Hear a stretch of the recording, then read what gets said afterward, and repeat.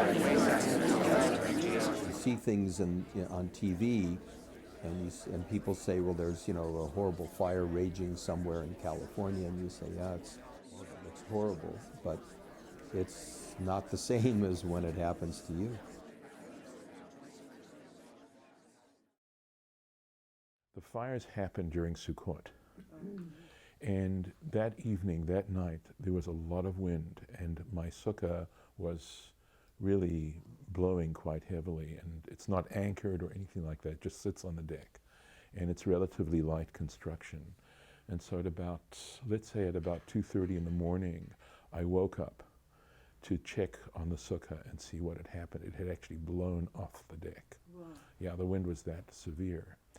And while I was outside in the middle of the night, I'm noticing all these cars going south on Summerfield Road. And I'm saying to myself, this doesn't make sense, that there's all this traffic on Summerfield Road at 2 o'clock in the morning. So at midnight I wake up and I hear hammering there, but I look out the window and I see a wind that tries to break through the glass. So I thought they're coming over, the neighbor from across the street, to warn me about the wind, how I am. So in my nightgown, half asleep, I go to the door. He said, put something on, get in the car and follow us. Thank God he didn't say to go into his car. And we followed to the village of Glen Ellen, all the other neighbors. I didn't take anything out. 10 minutes later, the whole street was ashes. I am a ham radio operator, and I work with the Sheriff's Department as auxiliary communication. So I already had Nixle feeds, I already had Sheriff's feeds, I already had City of Santa Rosa fire and police feeds on my phone. And I learned about the fire because I'm a night owl, and I was still up and I was trying to figure out where the hell the smoke was coming from. I live up Mark West Springs Road, and by nightfall there was already too much smoke. It wasn't a barbecue. And I have asthma. So I was like, what's going on? I watched the full moon go from blood red to completely blacked out. I watched the fire marshal go screaming up the road, and about 10 minutes later the Pixel alert came in that Porter Creek was evacuating. And that's when I put the cats in their carriers and started staging stuff at the front door. At 3:30 in the morning, police officers entered our bedroom and said they shined a light in our eyes. We couldn't see anything because there's no power. It was completely dark, and said, there's a fire. You have 1 minute to get dressed and get out. Do you have children? And I wasn't sure who they were immediately, but very quickly, probably less than a second, it was very clear to me exactly what was going on. I could smell the smoke. I could see a little glint of his badge in the dark. And there was an orange glow through our bedroom window.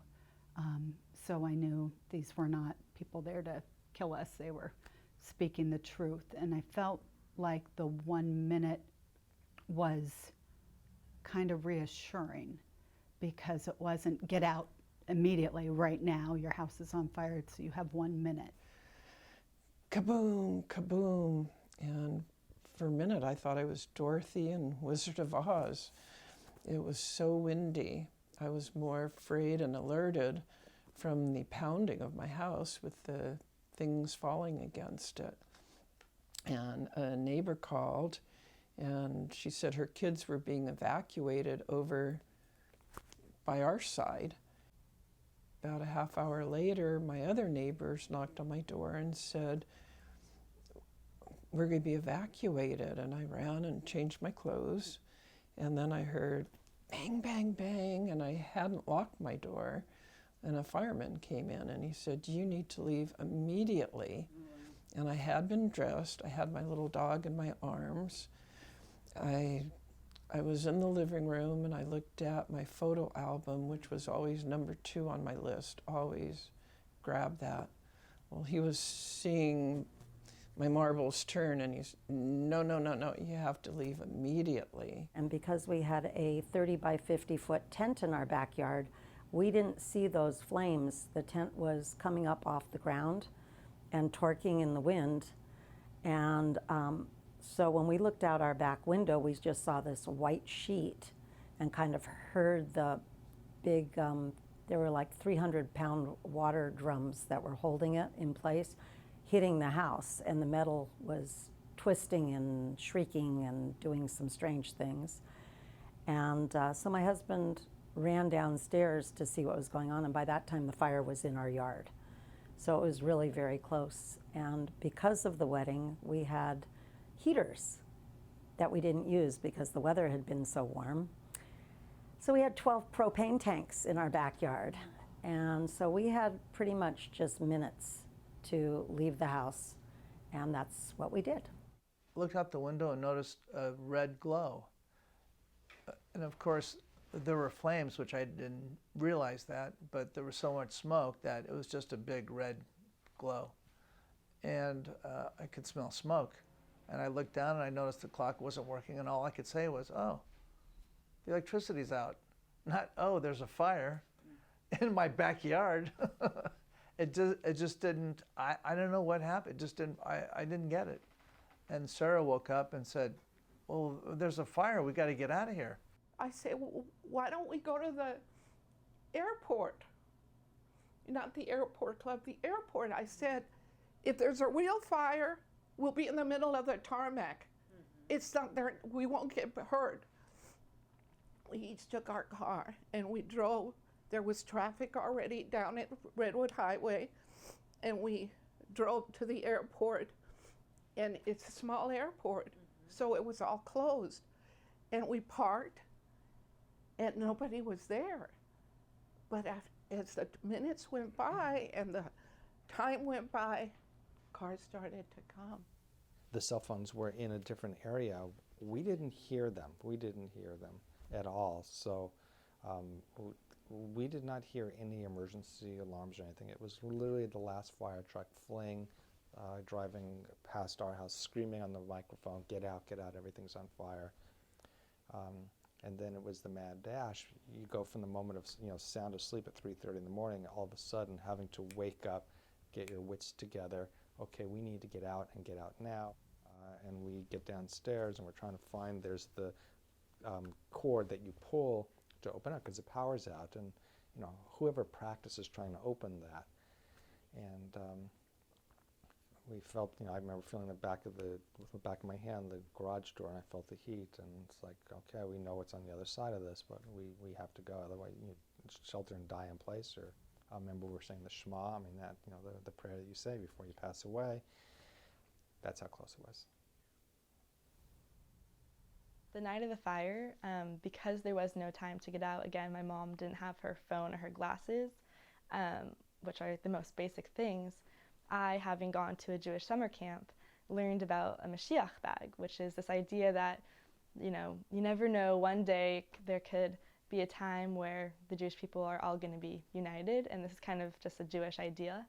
And you kind of, you hope for that day and you dream for the day where the Jews have complete unity in our homeland, and to kind of symbolize how that's what I want and that's what we want. My camp told everyone to pack a Mashiach bag, kind of just representing how all I need is a bag and I'm ready to go.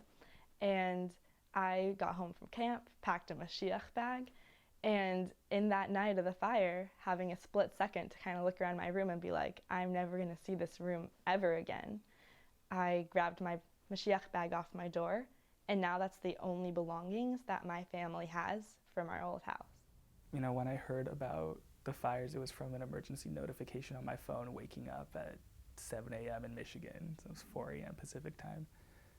And I went to my first class, and then kept getting notifications on my phone and opened up my computer and put on a local news channel, and then just like my mouth hit the floor. Because the images I was seeing, like, those are places I've like been. And that's terrifying. And to like just have to sit there and watch it from halfway across the country was difficult. It was horrible. And it put a lot of things into perspective for me. So at 3 in the morning that night, my phone lit up with a bunch of text messages that had images of flames surrounding camp, and a message that our staff, our full-time staff that lives there, had been evacuated. And I called the fire department trying to get any word on the status of camp. And I was thinking to myself, well, the worst case scenario is we'll lose a couple of buildings, just because it's just hard to imagine anything more than that. And at about 4 p.m., I got a phone call from somebody who was able to get on the property, and then they sent me images of pretty much the site being wiped out. Pretty much 75 out of 80 buildings being turned from, you know, full places of community building into just ashes. I was in Greece and getting ready to have a cup of coffee with my friend, and my daughter called and said, "Mom, I don't know how to tell you this." And I said, "What?" And she said, I don't want to ruin your vacation, Mom. I just don't want to ruin your vacation." And now I'm thinking, oh my God, she's going to tell me, because in my mind I'm thinking my son, just the worst you can possibly think, my son died. Just tell me what happened. She said, "Coffee Park is on fire." I said, "So what?" It was like, I was so relieved. I was so relieved. And you know, later I told her, always start the call with "everybody's okay." But in a way, it was good the way she told me, because it immediately put it in perspective for me. My son, my family, they're alive, they're okay. I lost things, big things, but it was absolutely not as horrible as if I had lost somebody. We tried to go back to the neighborhood to be able to see what we could salvage. And so we got a few family members together, and put our masks on and trenched in there. People are hysterical. People are yelling, you know, screaming and yelling and trying to find things still. We walked through the neighborhood. We had to even hop over, because you couldn't get into the neighborhood, so we had to go around Waltzer and hop over the railroad tracks and where the trains are, just to be able to get back over to our area, because everything was blocked off, but we wanted to see what we could find, you know. So yeah, when we got there, when we got over the railroad tracks, I couldn't even recognize my own neighborhood at all. Like, you know, everything, cars are melted to the ground, pools of metal, like in the ground. It was intense, yeah. So we walked through, and the only way that I would be able to remember all of this, because I had to film it, just so I could, you know, remind myself, you know, like, and that's actually happening. When I was working the night of the fire, and then, you know, realized that our house had burned, and Jeremy and Jake they had taken our truck up to our property kind of through a back way, which the roads were closed, but they managed to get back there. And they left there and had texted me some photos. And I was like, yeah, I think I need to leave work now. And I wanted to see them, but the first place I thought of was, let's go to the temple. I knew it was open because our rabbi and his wife actually had been texting me, letting me know, so we could get the word out to people that was a place people could go if they just wanted a place to come and be. Well, the role during the fire was to be the leader of JFCS and to be Jewish Family and Children's Services, to be keeping everybody abreast of what we were finding the needs were, and to make sure that I had somebody watching my own home. Right. So, and it evolved and changed every day. Every day. I was telling somebody this morning that if you would come to my office after the third day, because we didn't have electricity the first 3 days in the office. So if you come to my office, I had posty white note bulletin boards around my entire office with crisis must be done today, needs to be done this week, staff related, client related, and every day I would start my day just reviewing what needed to get done, crossing things off the list, and writing new lists. So many people needed help, but they weren't even sure how they needed help yet. You know, it was so new, where to start with FEMA and with housing. And so this person needed housing, so we tried to help her find housing. And this one needed, you know, pillows and blankets, and we gave them pillows and blankets. One person from San Francisco called that they have brand new towels and linens. What to do with it? So we connected them with someone who needed towels and linens. Now, some people didn't need the towels and linens yet because they didn't have a place yet. So that took a lot of, you know, coordination and arrangements and just finding what everybody needs and really being sensitive to their needs and to who they are as a person. My emotions have been, I feel I pretty much let go of it right at the start. And,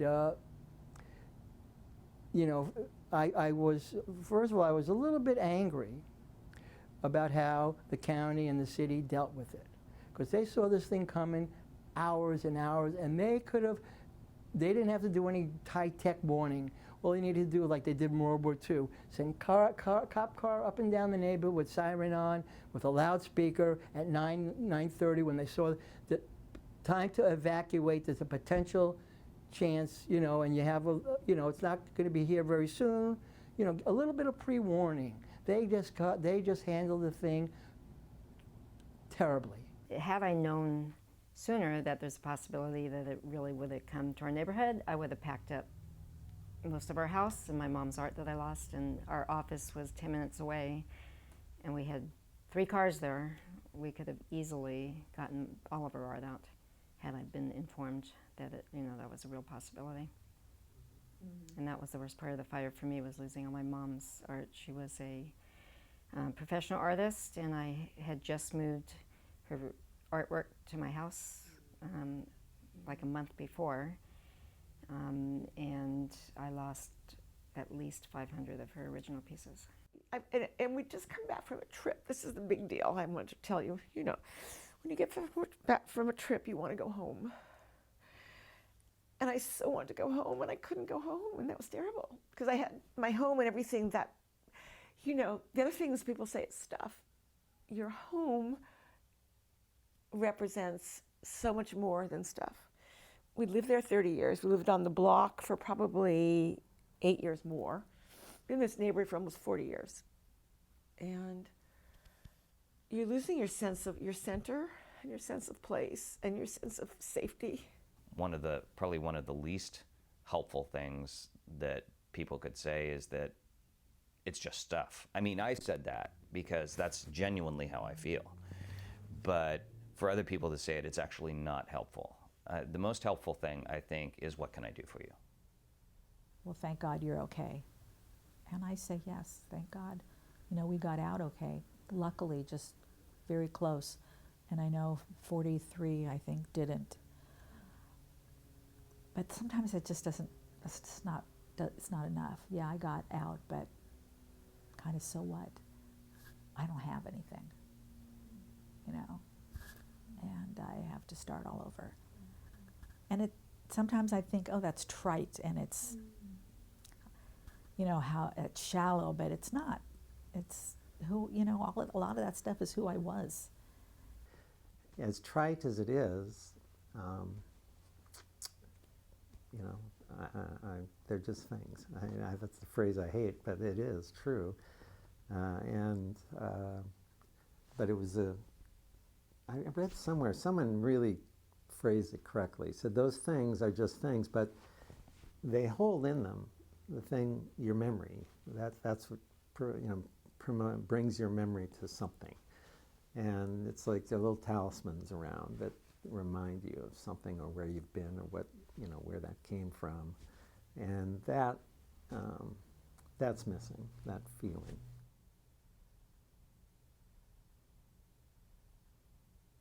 I hold on to a lot of it. You know, what am I going to do, yell?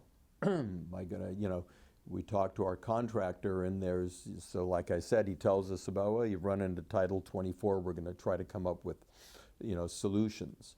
It's like, let's just bloody get on with it. It's already been, it's July. The fire was in October. We're tired. I'd like to tell the people in the state government and the county, and I know Susan Gorin lost her house and she's going through the same thing. I'd like to say it's time. We should have been on this like around March, should have been already, gotten permitted, should have been starting, and people should have been building. So it bothers me a great deal. And I bet you a lot of people who said, I'm going to rebuild, have now said, I'm not rebuilding. I'm just getting the hell out of here. It would be too painful and too time consuming and too frustrating to go through that process.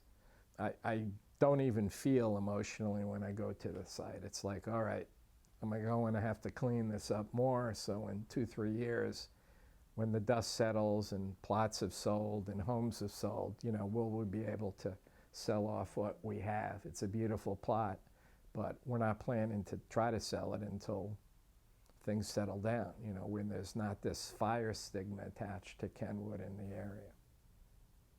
When I hear people talking about the fires and they're just casually talking about it, I just want people to understand, hey, people were actually affected by that, so maybe be a little sensitive when you speak about the fires. Like, I was in an airport once and the guy next to me was talking about the fires, and part of me was like frozen because I wanted to be like, don't talk like that because like my family lost everything, but then he won't understand where I'm coming from, so I have to just be quiet.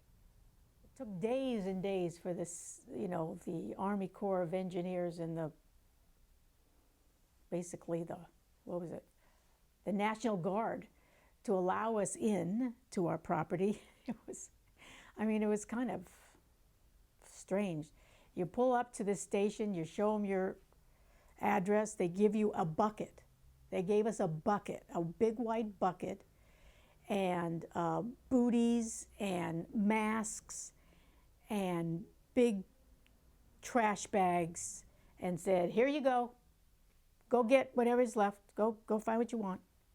Go get whatever you want. And there you are in this hazmat suit, basically. That's what you looked like. These hazmat suits with all this gear going through your rubble.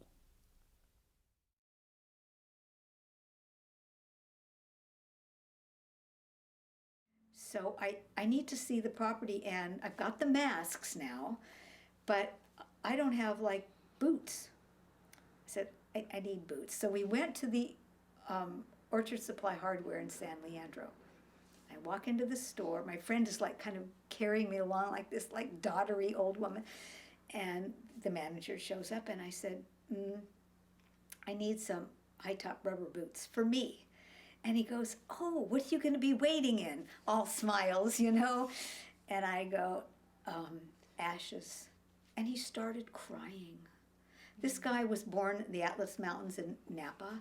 He knew the area. He knew what was going on. And he said, he put his hand, just lightly touched my shoulder. And he said, what's your name? And I said, Sharon. And he said, Sharon, I am so sorry for your loss.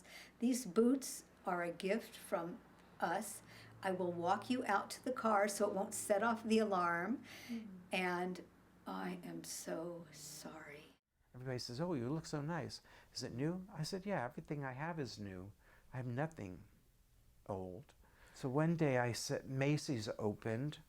So I said, Sharon, I'm going to run to Macy's. See.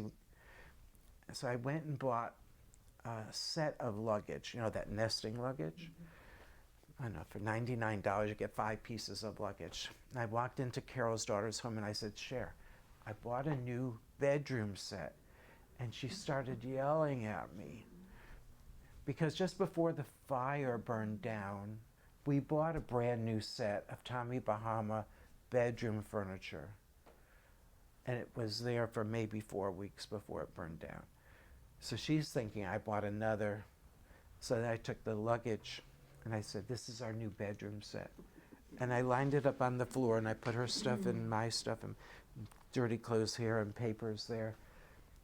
And we tried to make a little bit of light out of the situation. Because John had tried to get us a hotel and found that they were already, everything was full, all the fire people escaping had already garnished rooms, that we decided our house was standing, we could go ahead and sleep in it. And as neighbors,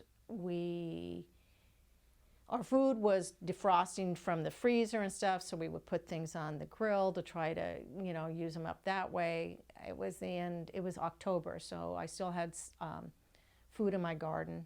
So, and my neighbor a couple of doors down had chickens and fresh eggs, and I would make a frittata and other things. And we as neighbors all banded together and shared what we had, and then at night would recap the days and over a bottle of wine, and just to hear what was happening. And we had transistor radios, so we were in contact that way, and charging our phones with the car batteries and stuff. We found out pretty early on that about 12 students and their families lost homes. That's where our efforts went immediately, was to make sure that they were housed, that they had clothing, that they had the necessities to survive. A lot of the families in our district as well lost their jobs because their livelihoods were cleaning homes, doing landscaping, and a lot of manual labor for people who lived in some of these other areas. So it affected the Roseland community in much different ways. Roseland wasn't really burned down, but the people who live in that neighborhood felt the pinch just as much as anyone else because of their livelihoods being connected to this county in such an integral way. And Sonoma Strong and all of these, there was a lot of town pride and a lot of generosity, a lot of you know, I would say issues that suddenly became nonsense. You know, we need to get along. That little spat we had the other day, you know, I was hearing about a lot of healing. You know, I saw people working together, and I thought, I was thinking, I thought they didn't, well, that's not relevant right now. Families also. There's a couple of stories, really heartfelt stories of, you know, siblings that hadn't spoken for a while, adult, right, that were right there for each other when the time of need, and they never looked back. They're tight now. So there was a lot of healing still today. I think, though, in the grand scheme of things, the thing that has helped the most is being with people who have been through it, because then you have that same language and that, you know, the same things. I mean, when the fire right after, we had many offers from people to come over and have dinner, have meals, and this and that. And it was difficult going into a normal home. It was the last thing I wanted to do. I was like, I don't know, because it's a real house. You know, they can cook, they could do all these things. It was too, you know, a reminder. It's just such a catastrophe what it's done to the community, you know, physically, emotionally, spiritually.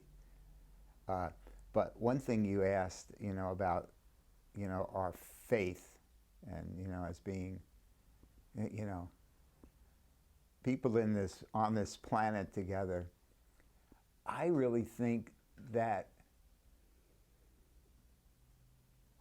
this event has broken barriers of spirituality. I think that I feel closer to the community than I ever have, because everybody's gone through so much. It blows my mind.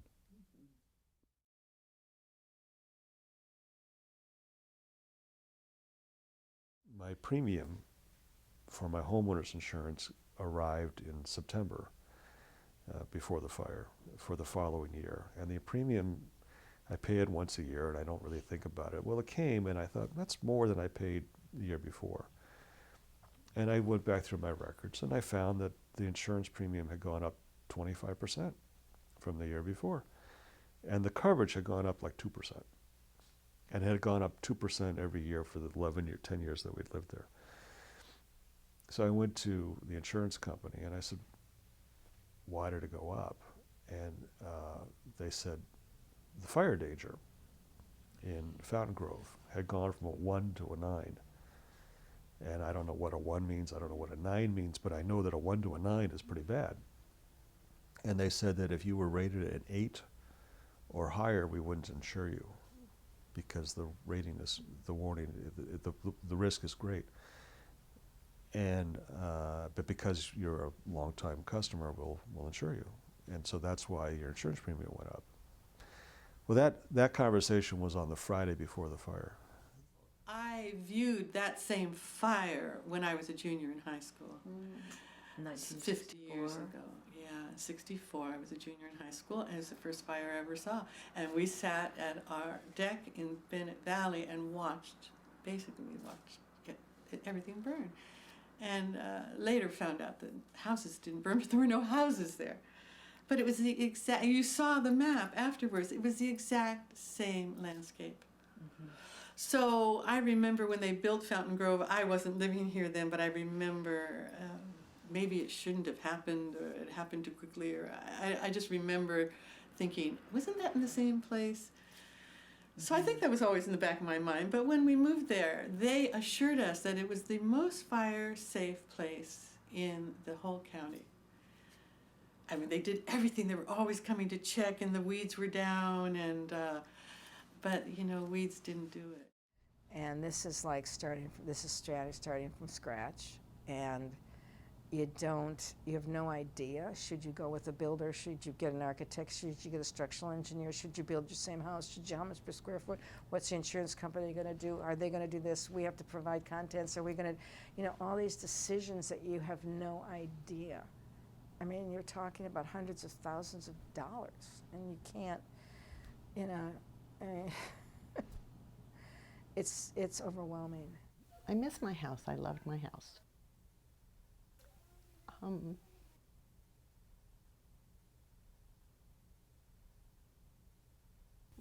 I don't know.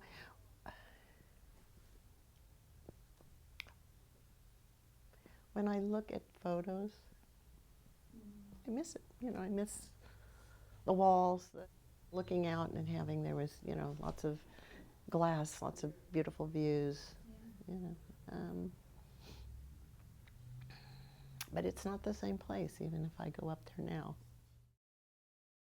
I think it's a good idea to reach out for some form of counseling on a regular basis to really look at, and if for no other reason that you might have coped with all the initial stresses, but as people are relocating, even if it's just 5 or 6 miles away, for a lot of people, that's a huge change. And it's a big change in paradigm. And for people my age, I mean, I'm in the last third to quarter of my life. I'm kind of used to really having a much different world every decade, it seems, and have always done it that way, but not everybody has. And I think it's really easy to underestimate the impact that this level of change and vulnerability can have. And that there can be a quiet coping that I don't necessarily see as a strength. If someone has a theological question, how did this happen? How could God let this happen? I just sit with them with the question, because there's no answer to that question. I think for me, the fire somehow pushed me over the edge theologically. I never really believed in the God of history who comes down and arranges things for us. But in truth, a part of me did hold on to that, I think, because we want to believe there's a reason for our suffering, that the world is ordered and organized and someone is in control of it. And if we do the right thing, we say the right prayers, good things will happen to us. We want to believe that. But it's pretty clear if you look at the world, it doesn't work that way. Yet somehow, part of us, at least part of me, hung on to that.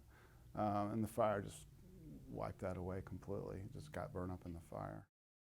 Well, I guess part of it was a day or two later I found out that my niece had gone up there while all the houses were burning. She'd gone back with the woman who'd been staying with us who rescued us, and she was taking videos of the houses burning on our street as she was walking up the street and crying as she came to our house. I know this sounds strange, but it's reassuring to see the house burning.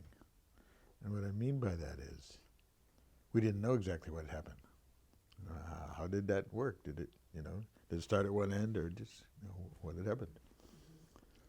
So again, I don't use electronics, so I don't have the copy of the film. But we took a vacation not too long ago and went to see a bunch of relatives, and we enjoyed showing the film. It's strange, but it was kind of a concrete way of showing something that is no longer there. Even the concrete is no longer there. The landline woke us up and identified that there was a fire and that we had to evacuate immediately. And I understand that if you didn't register for that alert, and I believe it was only about 3,000 people who received that alert, then you wouldn't have received that type of notice. And I think it's essential that everybody, whether or not you have a landline or a cell phone, it shouldn't be something that you opt into. It should be something that you receive automatically. I can remember this vividly. We were awoken prematurely by the Code Red system. And I'll be bold here and tell you that it may have saved our life. Only in hindsight, as Jen said, only in hindsight did we realize this when in November we returned to the property and one of our neighbors told us that ours was the first house to go on the hill because it came from behind us. And so we couldn't see it, and we were, in hindsight, extremely fortunate. I mean, it's not possessions that matter, it's people, mostly, and pets. But the highlight of what I would have taken would be my dog's ashes. I wish I could have gone back in time and taken that with me because I really loved that dog, and I had her since I was born, so it was a really big blow to me because I had her for 10 years. I still have a picture in my room right now of me, my first time jumping off a diving board into my pool on the day of the fire. At my birthday party, my friends were encouraging me to do it, and I did it. And there's a picture with me standing on the diving board about to jump into the pool. And when I was driving, I actually saw on the mountain there was red, and I saw smoke. But I didn't see the tree fall down really. I still wake up every morning at 3:30 in the morning and check if our house is on fire, and all these little signs that we still, you smell smoke and you want to grab your to-go bag and you see a beautiful sunset, but it looks like the sky is on fire, and so we still have a lot of PTSD. You look at a beautiful tree and you see it in your mind on fire, and so there's no new normal. It's almost like, am I in a crisis and an emergency, and do I need to respond, or okay, can I breathe and everything's okay?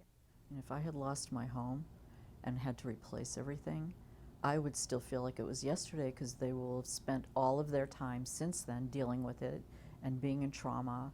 And every time you go to look for something you don't have anymore, it reopens the wound, and that's going to go on for a very long time. Or the new house is never going to be the old house, or you're going to have to buy all this furniture you don't want to have to buy, and you might not like it as much. It's very difficult, and to try and keep that in mind as you're dealing with people and to deal with them individually. Some people want to relate about it. Other people are very adamant that they're fine and that they're not gonna, they're gonna be okay. And they, actually, right after the fire, I have to say, most people who came in here didn't want to take anything, like a Judaica basket or gift cards. And they said, give those to people who are worse off than I am, which was so interesting because they had lost everything in their home. Probably all my life thought of generosity as a commodity, a kind of currency. You know, you receive it, you give it back.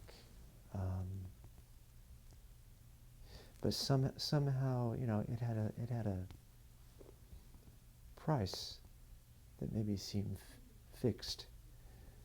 So, you know, one received generosity, one repaid it. And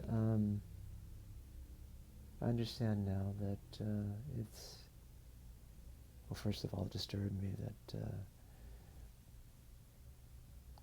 we received so much in terms of help and support. And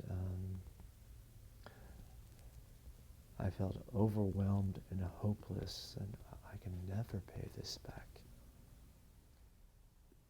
I think our greater community is in peril right now.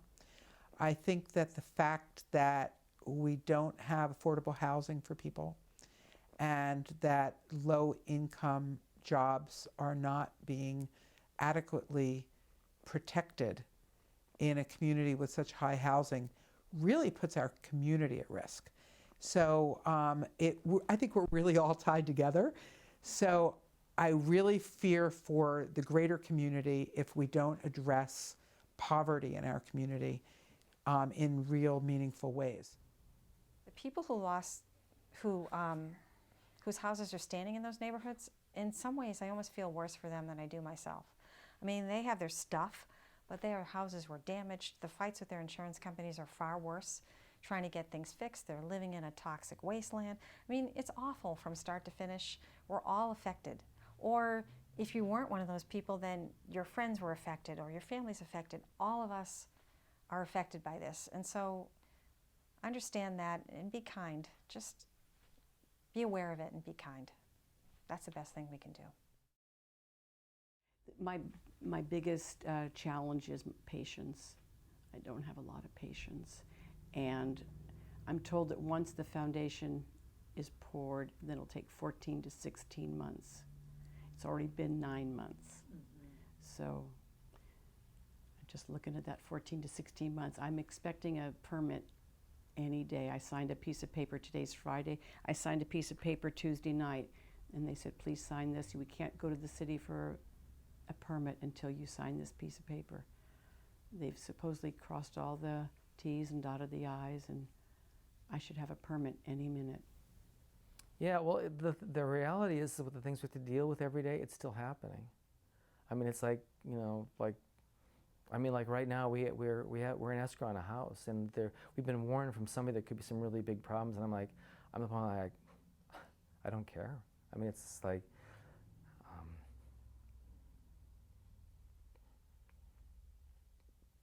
I need to be in a situation where I'm moving forward. People need to talk and be heard. So I think the idea of people being able to speak and be acknowledged is one thing. And patience. I've been hearing stories from therapists who are working with fire survivors, is that many survivors say, okay, it's been 9 months. I should be, you know, I should be healed. I should be ready to move on. And helping people learning about PTSD so that you can help your friends feel supported that it's normal to not be done in 9 months, that this is very long term, and understanding the dynamics of how PTSD affects people so that we can be good supporters to them as their process unfolds. the little things really matter. You know, just you're not going to be able to save everybody's house and so on, but you will be able to reach many people in small ways, including giving them gift cards, giving them the call even to say, tell me what you need right now and so on. And today I continue to get a lot of feedback of what those little things meant then, people looking back. And so I'm grateful that I had, you know, those reminders that don't ever think that if you can't do something big for them, then you're not really helping them. I think I would say it's important to know where your resources are and to say, I know that I can't handle this on my own. Who else can I ask? And one of the things that I heard in these post-fire days was that a lot of people, you know, they care. They want to be able to offer what they can, but saying just the simple phrase of like, oh, is there anything I can do, is not always the best thing to say, because there's so much that somebody can do, but in that moment, somebody who needs that help may not know what it is. And I heard the phrase, what's one thing I can do? And just giving them a direct thing of saying, I am here, give me something to take off of your plate. I want to be able to support, I want to be able to help. If you're trying to support someone who's been through a disaster, put on your calendar 2 months out, 4 months out, 6 months out, call Irwin, text Irwin, say, I'm thinking about you and thinking about the fire. If you want to talk, call me. Or something like that. Just demonstrate that you haven't forgotten. And that you recognize that even though things might look like they're back to normal, things might not be back to normal. You know, and that goes with any kind of disaster, emergency, any kind of grief, any kind of loss. You know, when you have a loved one who had, you know, who lost a family member, not in a disaster, just garden variety grief and loss. Don't let your good wishes end with Shiva. That my awareness now is a blessing. I have a different mindset and a different awareness of what is valuable in life. I definitely look at every rose, every tree, every day.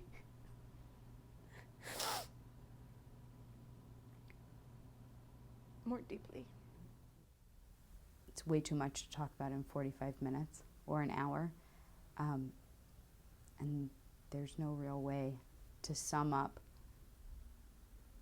living through a natural disaster. And yet, the scariest part is that natural disasters are part of nature and part of life. And this might not be the last one that any of us live through. Fire, fire, burning bright, whose house will you eat tonight? I see you coming over the hill. Neighbors, beware, that fire will kill. The pain it leaves is the pain it knows. It eats the pine, it eats the clothes. It sears and chars as it goes toward blinding nothingness, nothing left to look about, sing about, or even raise a glass with words to a silent hymn.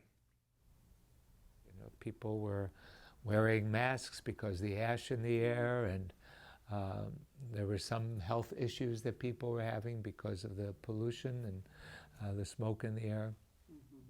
But if I were to write an essay about it, it was about humanity and people taking care of each other, even in this age of dissent and disagreements.